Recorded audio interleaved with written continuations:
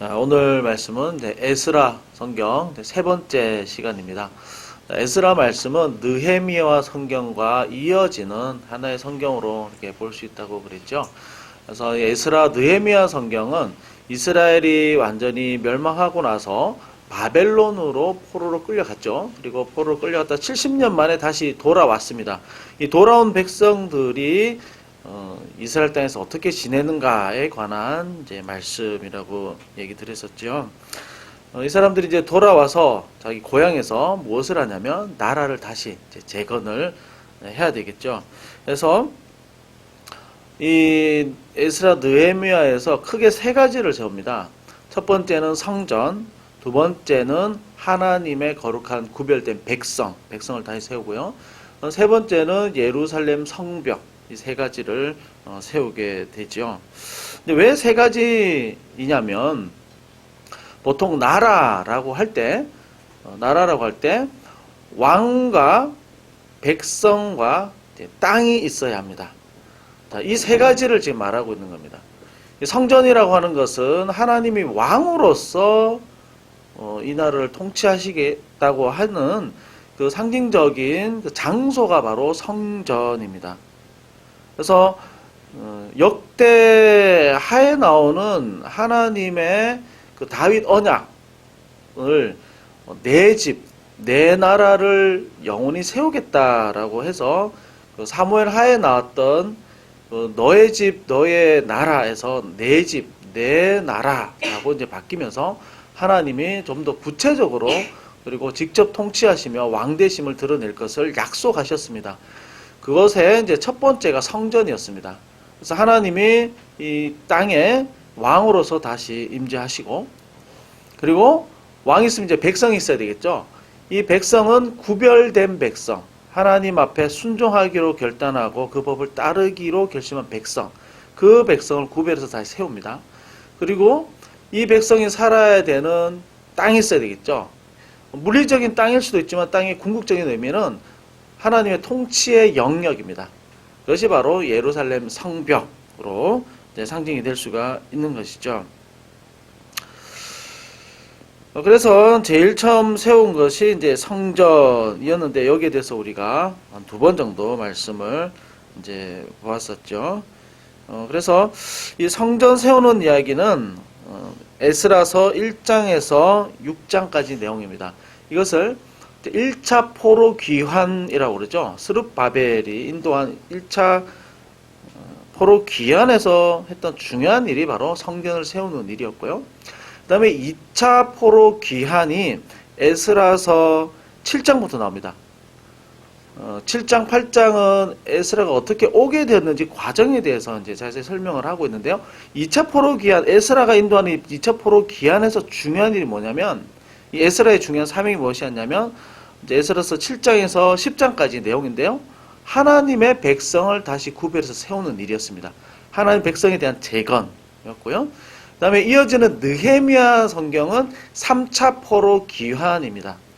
이 3차 포로 귀환에서 느헤미야가 했던 아주 중요한 일이 바로 성벽을 재건하는 일이었던 것이죠. 자, 오늘 말씀은 이제 에스라 성경 7장에서 10장까지의 내용입니다. 이 내용은 조금 전에 말씀드렸던 2차 포로 귀환, 두 번째로 포로로 귀환하는 이 내용인데, 에스라가 이제 이 사람들을 인솔하는 지도자였었죠. 근데 에스라는 누군지, 에스라 성경 처음에 이제 잠깐 말씀을 드렸었는데, 이 에스라는 성경학자였습니다. 그래서 성경에는 이제 학사라고 이야기하는데요. 성경을 가르치고 또 성경을 필사하고 성경을 해석해주는 아주 중요한 일을 하는 사람이었죠. 그래서 이 에스라가 이스라엘 땅에 도착해서 했던 일이 이스라엘 백성들을 다시 이제 세우는 일이었는데요. 뭐 이렇게 질문해 볼 수 있습니다. 이미 이스라엘 땅에 도착한 1차 포로 때 다시 귀환한 1차 포로 귀환에서 온 약 한 5만 명의 사람들이 있었는데요. 이 사람들이 있지 않았습니까? 무슨 백성을 또 다시 세운다는 말입니까? 그리고 1차로 포로로 돌아온 사람들 이외에 그 전에 포로로 끌려가지 않았던 사람들도 있었습니다. 그 사람들도 이스라엘 백성이라고 할 수 있는데 지금 이 땅에 살고 있는 사람들 있지 않습니까? 근데 무슨 백성을 또 다시 세운단 말입니까? 이렇게 질문할 수가 있습니다. 그런데 오늘 말씀을 보게 되면 그냥 살고 있다고 해서 그 땅에 그냥 눌러앉아 있다고 해서 하나님의 백성이라고 정의할 수는 없었습니다.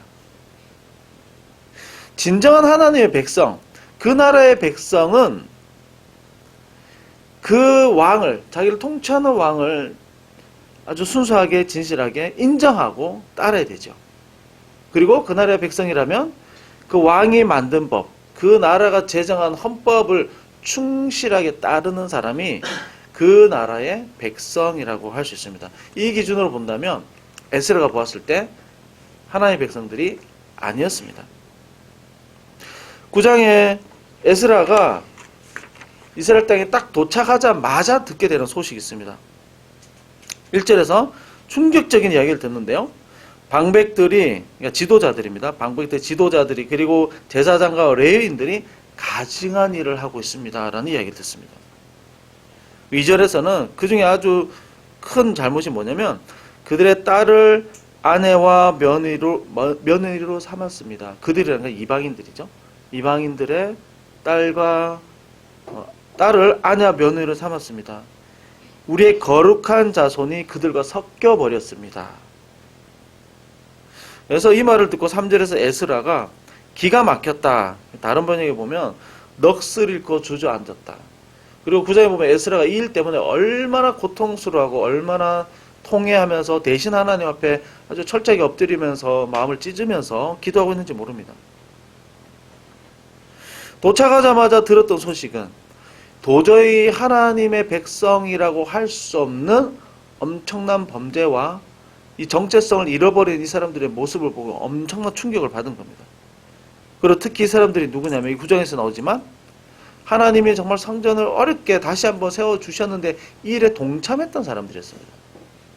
거룩한 자손으로 남겨주셨던 이 사람들이 에스라가 돌아왔을 때 약 60년이 지난 후입니다. 성전을 짓고 60년이 지난 후에 보니까 이 나라가 엉망이 된 겁니다. 백성들이 백성답게 살지 못하고 있는 겁니다.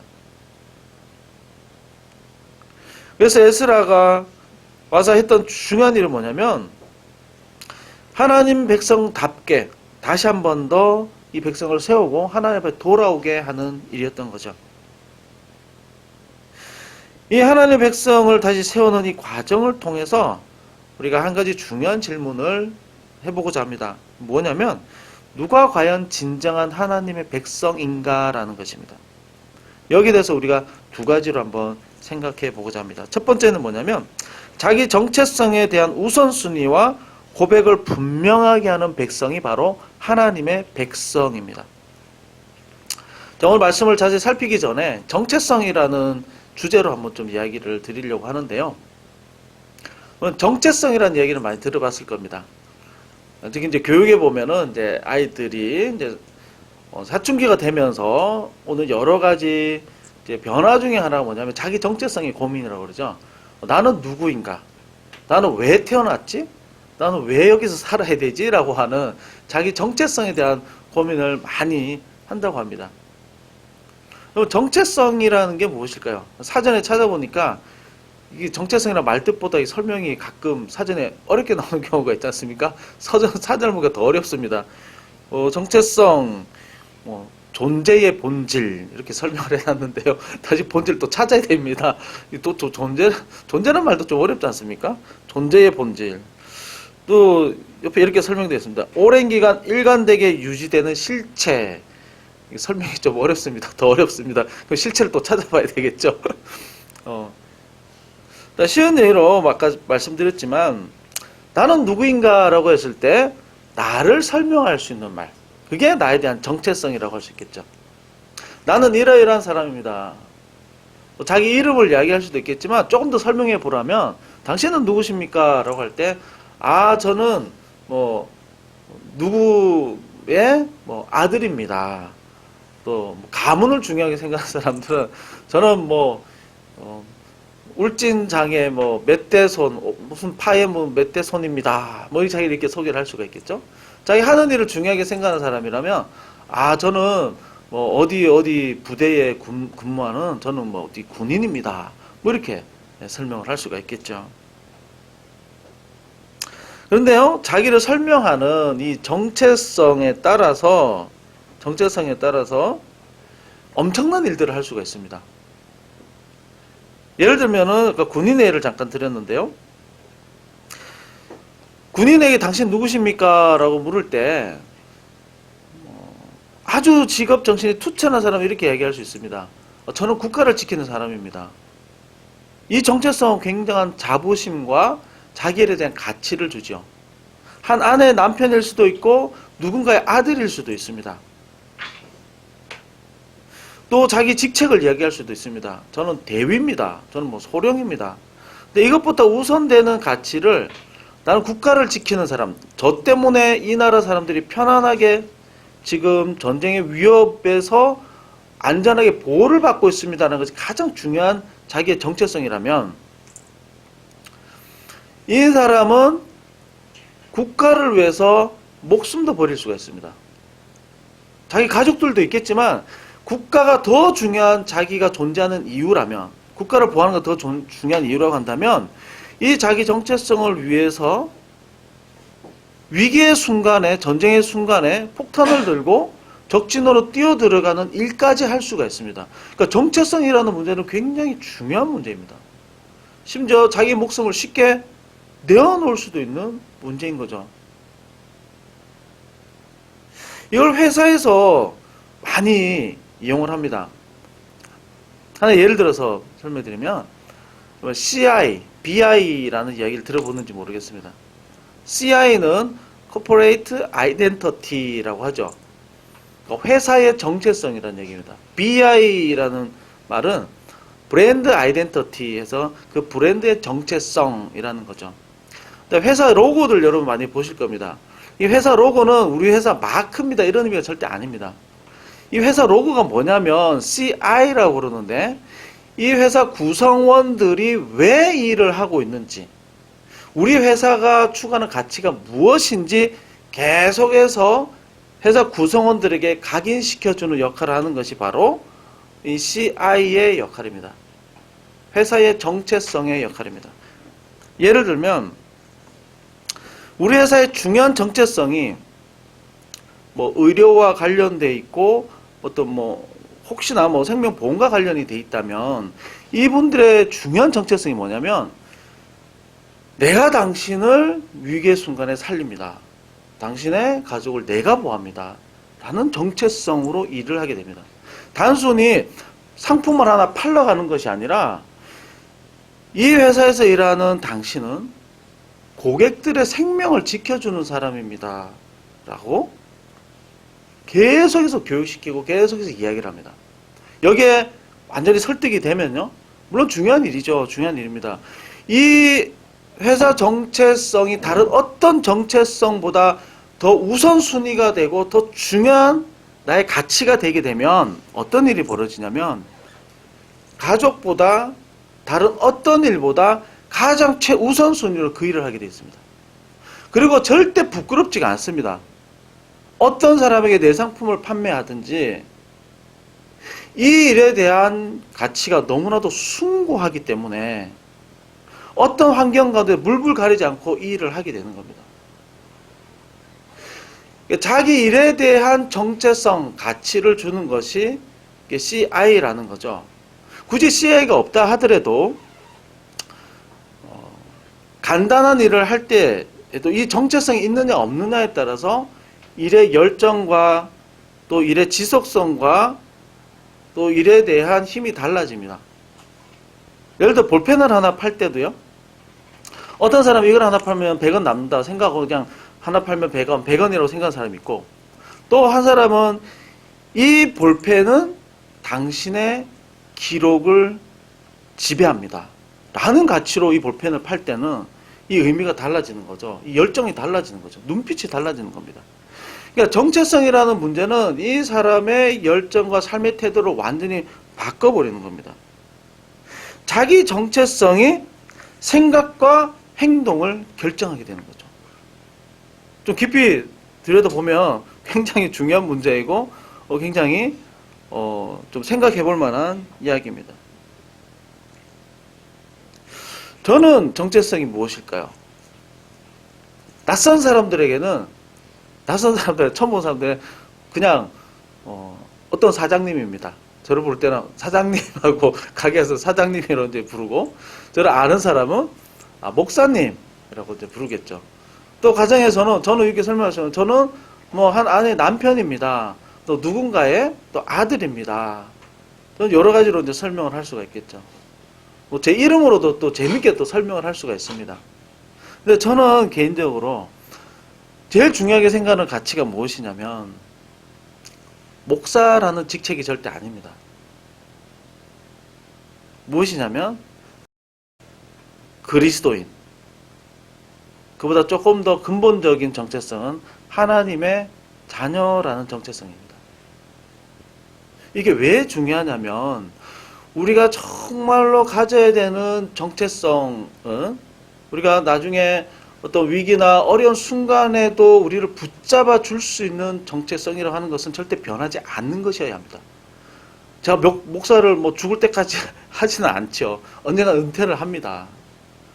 또 뭐 그럴 일은 없겠지만 제가 큰 잘못을 하면 목사에서 또 파면을 당하기도 하겠죠.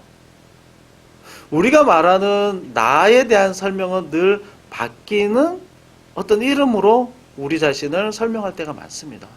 그러나 이것은 우리를 상당히 불안하게 하는 굉장히 요인 중에 하나입니다. 예를 들어 설명하면 어떤 사람이 큰 회사를 운영을 하고 있습니다. 이 사람의 가장 중요한 정체성은 나는 이 회사의 대표, CEO야, 경영자야 라는 것이 다른 어떤 남편 또 누구의 아들이라는 정체성보다 더 중요한 자기의 가치라고 한다면 그 회사가 무너졌을 때, 부도로 그 회사의 문을 닫게 됐을 때는 그 회사의 존재와 자기 존재를 동일시하기 때문에 회사가 무너지고 문을 닫을 때 자기 존재도 끝나버리는 겁니다. 그래서 회사가 무너졌을 때 회복되지 못하고 그 마음이나 정서나 그의 여러 가지들이 회복되지 못하고 다시 재기하지 못하는 이유 중에 하나가 뭐냐면 자기의 가장 중요한 정체성을 바로 여기에 두었던 거죠. 우리가 하나님 안에서 가져야 되는 중요한 나의 정체성이 있습니다. 그 무엇보다도 가장 우선되는 정체성이 있어야 합니다. 그것이 무엇이냐면 하나님과의 관계 안에서 설정되는 정체성이어야 된다는 거죠. 이것은 절대 변하지 않습니다. 영원한 정체성입니다. 저는 그래서 하나님의 아들이다, 하나님의 자녀다라는 것이 저에게서 가장 중요한, 어떤 직책보다 어떤 일보다 가장 중요한 정체성이고, 또 정체성에 대해서 이야기할 때 저는 누누이 이것을 좀 강조하면서 이야기를 합니다. 이 정체성의 힘이 언제 드러나냐면 위기와 고난의 순간에 이 정체성이 힘을 발휘합니다. 정말 힘들고 어려운 일을 당하면요, 이런 질문을 누구나 다 던집니다. 나는 누구지? 내가 여기서 뭐 하고 있는 거지? 내가 왜 사는 거지? 뭐 하려고 내가 여기 있는 거지? 정말 힘든 순간에는 이 질문을 스스로에게 많이 던집니다. 나는 왜 여기 있어야 되는 거지? 나는 왜 이런 일을 당해야 되는 거지? 내가 뭘 잘못했지? 이게 무슨 질문이냐면 정체성에 대한 질문입니다. 자기 정체성을 변하는 환경과 결부지어서 만들게 된다면 이 정체성은 끊임없이 위협을 받습니다. 위험합니다. 변하지 않는 존재 안에서 대상과의 관계에서 나의 존재를 설정을 하고 나를 설명할 수 있어야 됩니다. 그러면 위기의 순간에 나는 뭐 하는 사람이지? 내가 왜 지금 이런 일을 당해야 되는 거지? 나는 도대체 누구이지? 라고 했을 때 하나님의 자녀라는 정체성이 가장 우선순위고 가장 분명한 정체성이라면 하나님 안에서 이 일을 설명하려고 하죠. 하나님 안에서 이 일에 대해서 해석을 하려고 시도를 합니다. 물론 믿는 자녀에게는 하나님이 반드시 이 과정을 허락하시죠. 어려운 과정을 통해서 자기 정체성을 가지게 하십니다. 이 정체성을 통해서 우리는 아주 큰 위로와 때로는 회복과 힘을 얻을 수 있는 겁니다. 지금 9장에서 에스라가 볼 때에 이 이스라엘 사람들은 하나님의 백성이 아니었습니다. 무늬만 하나님의 백성이었습니다. 모두 어려운 환경 가운데서 자기 정체성을 다 잃어버린 사람들이었습니다. 2절에 보면 거룩한 자손이, 원래 거룩한 자손이었습니다. 거룩한 자손이 섞이게 되었다라고 하는 거죠. 이방 사람들과 섞이게 되었다. 지금 거룩한 자손이 아닌 겁니다. 거룩한 자손은 구별된 사람들이었죠. 하나님 앞에만 특별히 구별된 사람들이었습니다. 그런데 지도자들 뿐만 아니라 제사장 레위인들까지 이 백성들의 우두머리까지 신앙의 지도자들까지 모두가 자기의 정체성을 다 잃어버리게 된 거죠. 이 사람들이 이스라엘 백성인지 하나님의 백성인지 이방인인지 지금 구분이 안 되는 겁니다. 이렇게 되면 어떻게 하나님 나라를 다시 세울 수 있겠습니까? 하나님의 아무리 멋진 성전을 만든다고 한들 어떻게 이 성전에서 신령과 진정으로 예배 드리는 사람들이 있겠습니까? 어떻게 하나님께서 이 백성들을 통해서 하나님께서 계획하신 이 인류를 향한 구원의 계획과 이 제사장 나라에 대한 비전을 어떻게 실현할 수 있겠습니까? 자기 정체성이 분명하지 않은 사람을 통해서 하나님은 하나님의 일을 할 수가 없는 겁니다. 하나님의 자녀고 하나님의 백성됨에 대한 자기 정체성이 분명하지 않으면 하나님은 그 어떤 일도 보여줄 수 없는 것이죠. 그러나 하나님의 자녀라는 정체성이 그 어떤 이름보다 우선되는 이름이고 가장 분명한 자기의 정체성이라면 하나님은 그 어떤 환경 가운데서도 이들을 통해서 살아계심을 반드시 보여주시는 겁니다. 그래서 이 문제가 성전 다음에 너무나도 중요하게 다뤄지는 문제였던 겁니다. 오늘의 말씀을 통해서 우리가 다시 한 번 더 꼭 기억해야 될 우리의 정체성, 나는 누구인가 라는 이 질문에서 우리가 분명하게 가장 우선순위로 그리고 늘 고백해야 될 우리의 정체성은 바로 하나님의 자녀라는 사실을 여러분 꼭 기억하시기 바랍니다. 자, 두 번째입니다. 진정한 하나님의 백성 누구인가? 하나님의 말씀에 대한 가치를 세상 가치보다 우선시하는 백성이 하나님의 백성입니다. 조금 전에 말씀을 드렸지만 하나님의 백성의 자격이 있습니다. 그 자격 두 가지가 뭐냐면 하나님을 유일한 왕으로, 나의 통치자로, 나의 주인으로 인정하고 모시는 겁니다. 그 사람이 하나님의 백성이죠. 그리고 진정으로 하나님의 왕대심과 주권을 인정한다면 그 왕의 지시를 따라야죠. 그 사람이 백성입니다. 그 왕의 지시가 무엇입니까? 그것이 바로 하나님의 말씀인 거죠. 그러니까 하나님의 백성은 유일한 왕으로 인정하고 하나님을 유일한 가치로 인정하고 그 왕이 하는 말씀에 순종하고 따르기로 결심하고 잘 안 되더라도 의지를 내서 힘을 내서 그 말씀을 지키고자 노력하는 사람이 바로 하나님의 백성입니다. 왕으로 인정하는 것과 법을 인정하는 것입니다. 그래서 출애굽한 백성들을 가만히 보게 되면 나오자마자 시내산에서 하나님과 언약을 맺게 되죠. 이때 최초로 하나님은 한 국가의 왕으로서 이 백성에게 약속하셨고 이 노예 민족은 하나님의 백성 되기로 언약을 맺었습니다. 최초로 하나님 나라에 대한 언약이 맺어진 게 시내산 언약이죠. 그 언약 받은 백성이 그 백성된 자격이면서 또 의무로 해야 될 일이 뭐냐면 그 법을 따르는 것이었습니다. 그리고 최종적으로 그 나라의 땅 얻는 것은 이제 가나안 땅이었죠. 그것은 이제 제일 나중에 이제 얻게 되는 것이었습니다. 신에서 언약 이후로 모세오경에서 중요하게 정말 많은 부분 다뤄지는 것이 바로 법에 대한 이야기입니다. 법.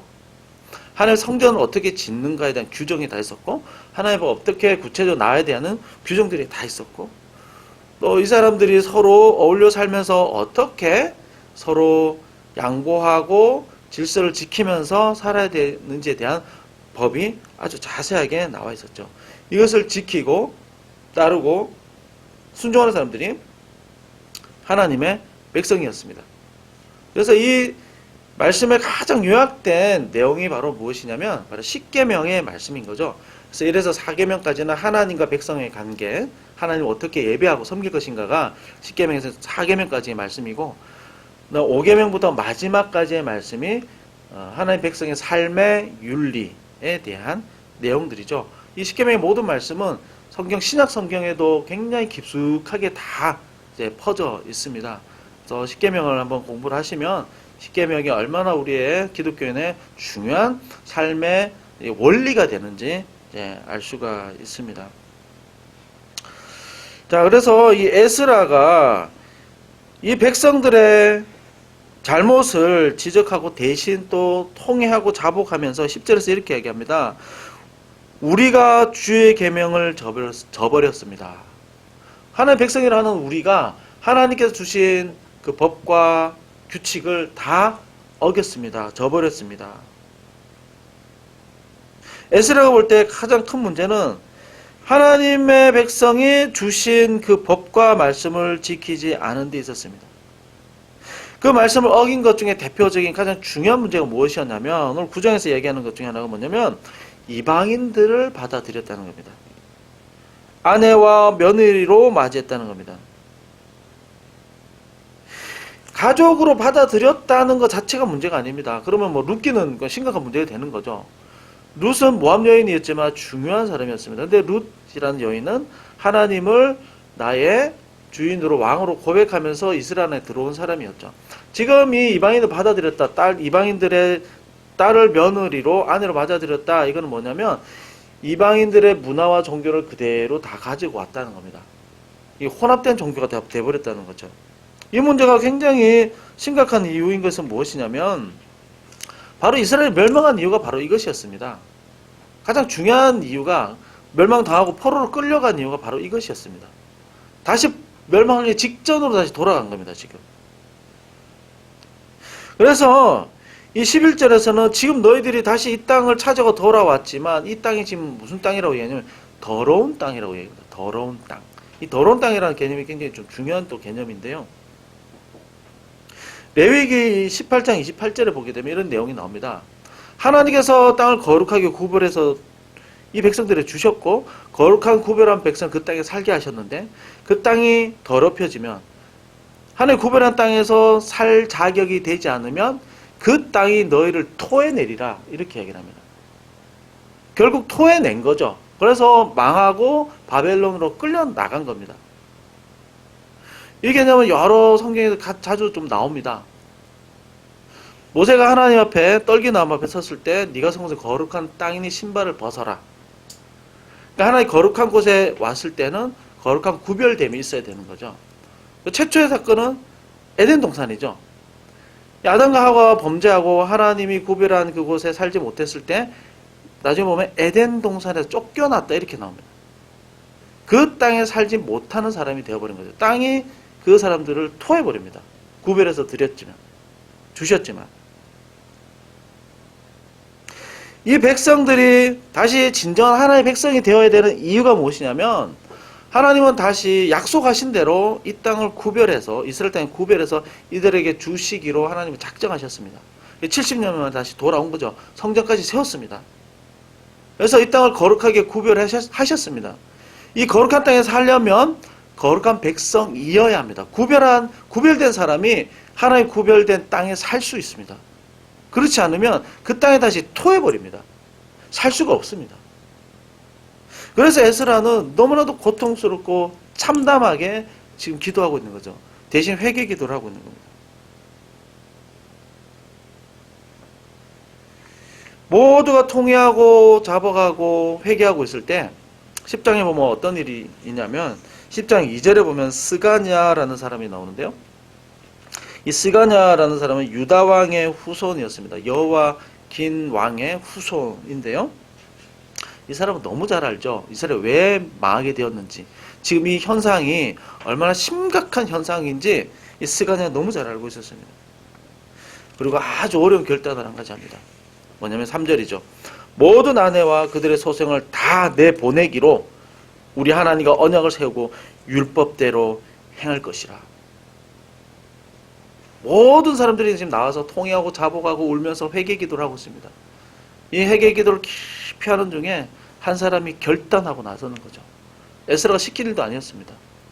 그들이 하나님 앞에 철저히 회개하고 자기들의 잘못을 하나님 앞에 다 내어놨을 때 한 사람에게 아마 하나님이 감동을 주셨던 것 같습니다.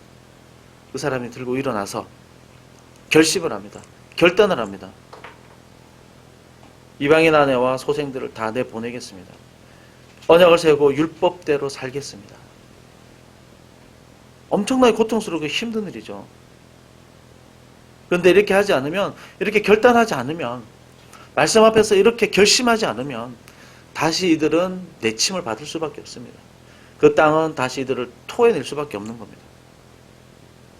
하나님은 성전을 다시 세우셨고 구별된 백성을 다시 모으셔서 정말 하나님의 백성으로 삼기로 원하셨습니다. 그리고 이 나라에 복을 주시고 이 나라를 다시 한 번 더 하나님께서 번창하기를 원하셨습니다. 그러나 이것을 위해서 구별됨이 필요했습니다. 다시 말하면 거룩한 백성으로 다시 서는 것이 너무나도 필요했습니다. 그 첫 번째가 하나님의 백성으로 다시 거듭나기 위해서 익숙한 죄와 결발을 하는 것이었습니다. 그리고 다시 한번 말씀에 순종하기로 결단하는 것입니다. 익숙한 죄와 결별하고 말씀에 순종하기로 결단하는 겁니다.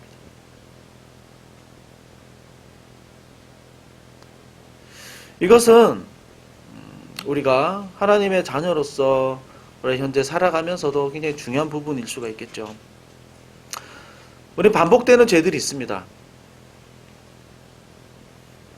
계속해서 생겨나는 우리 가운데에 죄들이 있습니다. 잘못들이 있습니다. 그것은 나의 내면의 연약함일 수도 있고 또 의지의 약함일 수도 있고 또 여러 가지 유혹과 시험일 수도 있습니다. 우리는 이 땅에서 완벽할 수는 없습니다. 끊임없이 이것과의 싸움이죠. 그래도 너무 감사한 것은 성령 하나님이 우리 가운데 계시기 때문에 우리가 하나님이 전이 되었고요. 또 우리가 잘못하거나 또 하나님 보시기에 거룩하지 못한 것이 있을 때 깨닫게 하십니다. 그리고 선한 의지를 허락해 주시죠. 하나님의 말씀대로 살고자 하는 의지를 허락해 주심으로 우리가 이 죄와 거룩하지 못함과 계속해서 싸울 수 있는 마음을 주셨습니다. 그럼에도 불구하고 우리가 잘 안 될 때가 참 많이 있죠. 다시 넘어질 때도 있습니다. 무엇이 옳은지, 어떻게 하나님 말씀대로 살아야 될지 스스로 결심하는 일들이 굉장히 많이 있습니다. 이번 주에는 이렇게 해야지. 이번 주에는 이렇게 기도해야지. 또 이번 주에는 뭐 이렇게 누군가와 좀 사이좋게 지내야지. 또 이번 주에는 내가 스스로 이렇게 결단해야지. 결심하지만 안 되고 무너질 때가 많이 있죠. 어떻게 다시 하나님의 자녀로서 익숙한 죄와 결별하고 우리도 또한 하나님의 말씀에 순종하는 자로 설 수가 있을까요? 어떻게 하면 하나님께서 주시는 마음이 있습니다. 그 마음과 깨닫게 하는 대로 어떻게 살 수 있을까요? 크게 두 가지가 있을 수 있습니다. 너 하나님의 말씀대로 안 살면 너 혼난다, 너 아주 심판받는다, 너 지옥 간다, 아주 위협을 해서 살게 하는 수가 있고요. 또 그게 한 가지는 하나님께서 너를 얼마나 사랑하시는 줄 아니? 하나님께서 너를 위해서 베풀어 주는 내가 얼마나 그거 놀라운 줄 아니? 너를 얼마나 불쌍히 여기는 줄 아니? 하나님 너를 얼마나 좋아하는 줄 아니? 너를 이렇게 사랑하신단다. 그러면 너가 이렇게 살아야 되지 않겠느냐? 뭐 두 가지를 다 섞어야 된다는 사람도 있을 수 있습니다만 더 앞서는 것은 하나님에 대한 사랑과 긍휼하심이죠. 긍휼하심입니다. 무엇이 사람을 바꿀까요? 무엇이 사람의 행동을 변화시킬까요? 물론 위협일 수도 있습니다. 버릴 수도 있습니다. 그러나 우리 성경에서 정말 중요하게 하는 이야기는 뭐냐면 하나님이 얼마나 너를 사랑하시는 줄 아느냐. 그거 내가 바뀌는 것도요. 내가 스스로 변화되는 것도요. 하나님의 그 너무나도 놀라운 그 사랑하심입니다. 거기에 감동이 되어서 그렇게 살고 싶은 거죠. 한번 이런 이야기가 있습니다. 독일에서 아주 늦게 이제 황혼기에 결혼하신 분이 있습니다. 이제 늦게 누군가 아주 깊은 이제 사랑에 빠진 거죠. 근데 이 할머니에게 아주 고질적인 습관이 하나 있었는데 평생 동안 담배를 폈답니다. 그런데 너무 사랑하는 할아버지가 어느 날 사랑하는 뭐 누구 허니 뭐 이렇게 불렀겠죠. 이렇게 부르면서 당신이 정말 담배를 끊었으면 좋겠다 라고 정말 사랑하는 사람이 누군가 얘기했을 때 평생 피던 그 담배를 끊었다는 이야기가 있습니다. 우리가 어떻게 하나님 말씀에 정말 순종하며 또 우리가 더 죄를 멀리하고 싫어하고 하나님의 기뻐하시는 사람으로 설 수 있을까요? 그것은 하나님의 자녀됨에 대한 중요한 정체성인데요. 어떤 자녀? 어떤 자녀인가요? 하나님이 너무나도 사랑하는 자녀라는 겁니다. 우리는 너무나도 큰 은혜와 너무나도 큰 사랑을 받은 사람입니다. 우리를 너무나도 기뻐하시는 분이십니다. 그래서 에스라가 하나님 앞에 회개하면서 고백하는 내용 중 하나가 뭐냐면 13절에서 15절까지 9장 13절에서 15절까지 내용을 자세히 보게 되면 우리가 하나님께 너무 큰 은혜를 받았습니다. 우리가 지은 죄 때문에 받은 벌을 하나님의 은혜와 비교를 한다면 하나님의 은혜가 너무나도 큽니다. 그런데도 그걸 잘 지키지 못하고 이렇게 큰 죄악에 빠졌군요. 우리에게 너무나 큰 은혜를 주셔서 포로로 끌려가고 다 망했지만 하나님께서 성전을 지어주시고 하나님께서 우리 백성을 다시 불러주셨군요. 하나님의 그 베풀으신 은혜와 사랑이 너무나도 큼에도 불구하고 우리가 지금 말씀대로 살지 못하고 너무나도 중요한 심각한 죄악 가운데 빠져 있는 것이 너무 마음이 아픕니다. 그래서 에스라가 통회하고 울면서 자복하면서 온 백성이 함께 지금 기도를 하고 있는 겁니다. 우리가 늘 마음은 원이로 돼 육신이 약하다고 얘기를 하죠. 근데 정말 마음은 원이로 돼 하는 것처럼 우리가 마음의 결심과 또 마음의 또 의지대로 하나님의 선한 의지 주신 대로 어떻게 하면 우리가 살아갈 수 있을까요? 그것은 하나님의 은혜와 사랑을 깊이 기억하는 겁니다. 하나님 나를 얼마나 사랑하시는지 늘 우리 입술로 고백하고 마음에 새기는 겁니다. 얼마나 우리를 사랑하시는지 독생자들 예수 그리스도까지 이 땅에 보내셔서 십자가에 죽게 하시지 않았습니까? 우리를 위해서 또 3일 만에 부활하지 않으셨습니까? 그 사랑 때문에 그 사랑을 기억한다면 우리가 정말 하나님의 말씀을 기쁨으로 이것이 삶의 참 나의 가치입니다 라고 고백하면서 살아갈 수 있을 겁니다. 누가 하나님의 진정한 백성일까요? 그리고 정말 하나님의 참된 백성 되기를 원하십니까? 그렇다면 나의 어떤 이름보다 가장 우선되는 이름을 나는 하나님의 자녀입니다. 하나님을 사랑하는 딸입니다. 아들입니다. 라고 가장 먼저 고백되어지기 바랍니다. 그럼 기도할 때도 늘 나에 대해서 좀 고백을 많이 하셨으면 좋겠습니다. 하나님에 대한 찬양과 하나님의 감사와 더불어 동시에 하나님 나를 선택해 주시고 나를 이렇게 사랑해 주셔서 하나님 너무너무 감사합니다. 나의 정체성에 대한 고백을 정말 분명하게 여러분 고백하시고 하나님을 좀 높여드리시기 바랍니다. 그러면 하나님께서 죄를 이길 만한 힘을 더해 주시고 내가 생각하는 말씀대로 바르게 사는 깨닫게 하신 대로 살 만한 힘을 더해 주십니다. 그것이 우리에게 참된 복이고요. 그것이 우리에게 참된 평안과 기쁨을 가져다 주는 놀라운 삶의 비결임을 여러분 꼭 기억하시기 바랍니다.